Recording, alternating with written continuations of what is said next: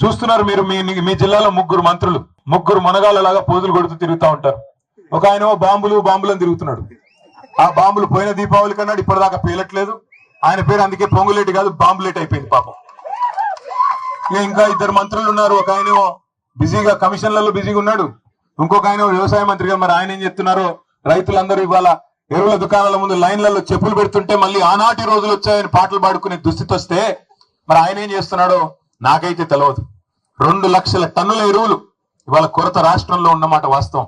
ఎరువుల దుకాణాల ముందు చెప్పులు ఆధార్ కార్డులు పెట్టి మళ్ళీ ఆనాటి రోజులు వచ్చినాయి, నికృష్టమైన రోజులు కాంగ్రెస్ పాలనలో అని వాళ్ళ రైతులు వాపోతున్న రోజులు ఖమ్మం జిల్లాలో కాదు రాష్ట్రం అంతటా కనబడుతున్నమాట వాస్తవం. అందుకే నేను అనేది, మనం ఓటేసేటప్పుడు ఆలోచించుకుని ఓటేస్తే తప్పకుండా మనకి సరైన నాయకత్వం ఉంటే లాభం జరుగుతుంది తప్ప ఎవరిని పడితే వాళ్ళని గెలిపిస్తాం, వాళ్ళు ఆ రోజు చెప్పిన మాటలని మోసపోతామంటే తర్వాత బాధపడడం తప్ప ఇంకోటి ఉండదు.